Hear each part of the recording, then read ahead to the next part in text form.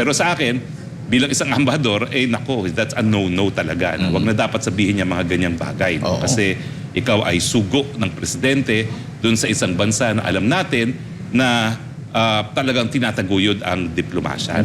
Ito ang payo ni dating presidential spokesperson Attorney Harry Roque kay Philippine Ambassador to the United Kingdom, Teddy Boy Locsin Jr. Kaugnay ito sa tweet ni Locsin na agad naman nitong binura na dapat daw patayin ang mga batang Palestinian dahil gagamitin lamang ito ng rebeldeng grupong Hamas sa kanilang paglaki. Ayon kay Roque, naiintindihan nito ang nais nitong ipabatid, ngunit dapat itong mag-ingat sa mga pahayag dahil hindi lahat ay nakauunawa sa nais nitong iparating. Hindi naman talaga literal ang ibig sabihin ni Teddy Boy Locsin.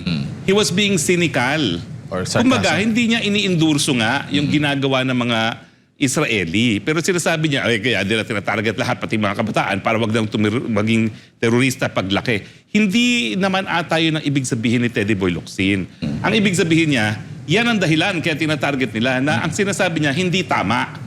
Kaya lang siyempre, kaibigang Teddy Boy, alam mo naman, ang ating mga kababayan, hindi naman as sophisticated as you, hindi nila nakita yung sarcasm sa sinabi niya. So they took it literally, no? Bilang namang isang ambassador, dapat mag-ingat ka naman sa iyong mga pinupost sa Twitter, no? Magugunita naman na umani ng batiko si Locsin na agad namang humingi ng paumanhin sa naging pahayag nito. Para sa Diyos at sa Pilipinas kong mahal, Jane Codnita, SMNI News.